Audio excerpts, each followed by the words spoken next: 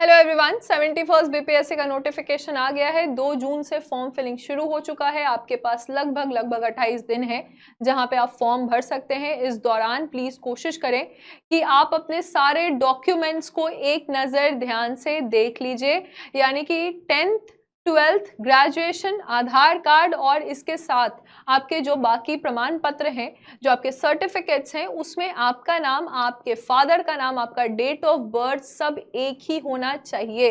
ज़्यादातर ये प्रॉब्लम आ रहा है कि अलग अलग सर्टिफिकेट में स्पेलिंग अलग अलग है, नाम सेम है लेकिन स्पेलिंग अलग अलग है। तो इन सब चीज़ों पे भी आप करेक्शन कर लीजिए। बीपीएससी को मेल कर दीजिए अगर आपको लगता है कि कहीं पे भी कहीं माइनर मिस्टेक्स हैं, एटलीस्ट मेल कर दीजिएगा तो आपका एक रजिस्टर्ड मेल उनके पास रहेगा।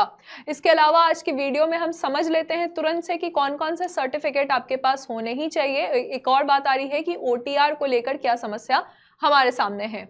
तो देखिए, 71st बीपीएससी 2025 30 अगस्त को इसका प्रीलिम्स का एग्जामिनेशन होने वाला है। 1250 सीट है, लगभग 10 गुना लोगों को यहाँ पे सिलेक्ट किया जाएगा मेंस के लिए, यानी कि 12,500 लोग जो हैं मेंस का एग्जामिनेशन देंगे और जितने सीट है उससे 3 गुना लोगों को सिलेक्ट किया जाएगा इंटरव्यू के लिए। इस बार मौका हाथ से मत जाने दीजिए। बिहार सरकार एक बहुत बड़ा मौका लेकर आ रही है। इलेक्शन ईयर है तो बिहार में जितने भी ग्रेजुएट स्टूडेंट हैं उनके लिए एक अच्छा अवसर है कि आप बिहार के सबसे बड़े अधिकारी बन सकते हैं। तो आइए देखिएगा कि ओटीआर क्या फिर से है, आधार आईडी और बाकी आईडी को लेकर क्या क्या समस्याएं हमारे सामने हैं। सबसे पहले जो वन टाइम रजिस्ट्रेशन है ना, जैसे मान लीजिए कि आपने 69 दिया था या 70th बीपीएससी दिया था, तो वो अब रजिस्ट्रेशन मान्य नहीं है। अब आपको वन टाइम रजिस्ट्रेशन फिर से कराना होगा। इसका कारण ये है कि बीपीएससी का वेबसाइट बदल चुका है। ठीक है, बीपीएससी ने अपने वेबसाइट में काफी ज्यादा मॉडिफिकेशन कर लिया है, चेंजेस कर लिया है, वेबसाइट ही बदल गया है, तो इसलिए वन टाइम रजिस्ट्रेशन आपको फिर से करवाना ही होगा।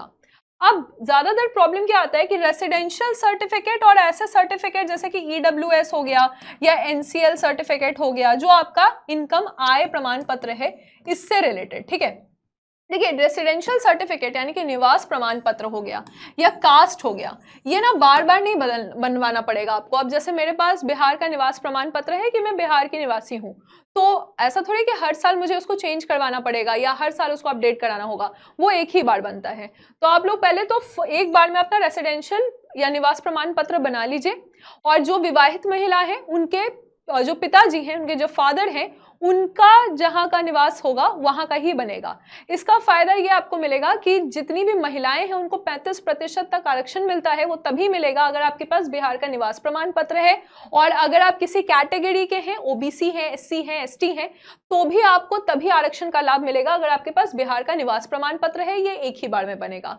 जाति प्रमाण पत्र, जिसको आप कास्ट सर्टिफिकेट कह रहे हैं, वो भी एक ही बार बनेगा। अब हर साल किसी की जाति नहीं बदलेगी, तो कास्ट का जो सर्टिफिकेट है या आपका जाति प्रमाण पत्र है वो भी एक बार में ही बनेगा। समस्या क्या आ जाती है, हमारा इनकम वाला। ठीक है, जैसे ईडब्ल्यूएस हो गया या एनसीएल हो गया या आय प्रमाण पत्र है ना, तो ये फाइनेंशियल ईयर पर डिपेंड करता है। जैसे कि ज्यादातर अप्रैल में बनता है, अप्रैल 2024 से लेके अप्रैल 2025 का आपके पास सर्टिफिकेट होगा।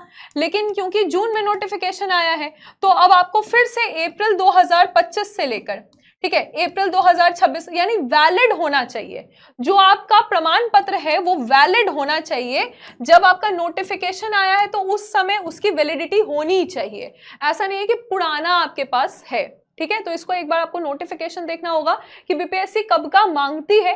ईडब्ल्यूएस, एनसीएल और आय प्रमाण पत्र जो आपका इनकम पे आधारित है, ये आपको हर साल बनवाना पड़ता है, हर फाइनेंशियल ईयर में बनवाना पड़ता है। ये आप अपने आंचल में जाके बनवा सकते हैं। आरटीपीएस का पोर्टल भी है, उस पर भी आप बनवा सकते हैं। ठीक है, तो ओटीआर फिर से करना है। ये वन टाइम का सर्टिफिकेट है, ये आपको हर साल बनवाना पड़ेगा, ऐसा यहाँ पे हमें समझ में आ रहा है। ओके, नेक्स्ट हम देख रहे हैं यहाँ पे कि इसके अलावा 10th का आपके पास मार्कशीट होना चाहिए, 12th का मार्कशीट होना चाहिए और ग्रेजुएशन का भी मार्कशीट होना चाहिए। अगर कोई ऐसे स्टूडेंट हैं जो ग्रेजुएशन अपेयरिंग में दे रहे हैं, उनके पास ग्रेजुएशन का मार्कशीट नहीं है, तो वो फॉर्म नहीं भर सकते हैं। अगर आपने 3rd ईयर का इस बार एग्जामिनेशन दिया है, रिजल्ट आ गया है तो फॉर्म भर सकते हैं, नहीं आया है तो फॉर्म नहीं भर पाएंगे। ठीक है, तो इसमें आप डाउट मत रखिएगा। और क्योंकि इस बार 21 साल आपका जो एज है, एज लिमिट यहाँ पे 21 साल रखा गया है, क्योंकि ऐसी ही वैकेंसी आई है जहाँ पे 21 साल या 22 साल का एज लिमिट यहाँ देखने को मिल रहा है। ये 1 अगस्त को 2025 तक आपका ये होना चाहिए एज।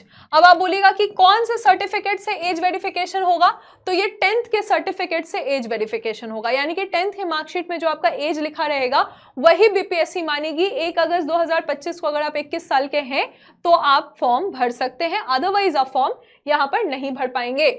और जो विवाहित महिलाएं हैं उनका जो इनकम का सर्टिफिकेट बनेगा, यानी ईडब्ल्यूएस है या एनसीएल सर्टिफिकेट है, आय प्रमाण पत्र है, वो पति के आय पे डिपेंड करके बनेगा। और जो कास्ट या निवास प्रमाण पत्र है वो पिता, ठीक है, फादर के जो उनका निवास है या फिर उनका जो कास्ट है उस पे, उसके आधार पे बनेगा। तो इसको भी आप एक बार देख लीजिएगा अपने सर्टिफिकेट्स को, ठीक है। बाकी वही बेसिक चीज है कि सर्टिफिकेट में आप अपना स्पेलिंग, अपने फादर का स्पेलिंग, अपने हस्बैंड है तो हस्बैंड का स्पेलिंग, डेट ऑफ बर्थ सभी का सेम होना चाहिए, है ना, उसका स्पेलिंग सभी का इक्वल होना चाहिए, सामान्य लगना चाहिए। तैयारी कैसे करना है, तैयारी के लिए आप यहाँ पे YouTube से जुड़ सकते हैं, यहाँ मॉक टेस्ट कराते हैं। इसके अलावा कीर्ति बैच आ चुका है, कीर्ति बैच में हम करंट अफेयर्स और वो सारे टॉपिक्स पढ़ते हैं जो आपके एग्जामिनेशन के लिए महत्वपूर्ण है। प्रीलिम्स के एग्जामिनेशन को निकालने के लिए ये एक प्यारा सा बैच है जो आपके पास होना चाहिए और बहुत ही अफोर्डेबल रेंज में आपको ये बैच मिल जाएगा। तो इसमें आप एनरोल कर लीजिए और अपनी तैयारी को सुनिश्चित कर लीजिए। शुक्रिया।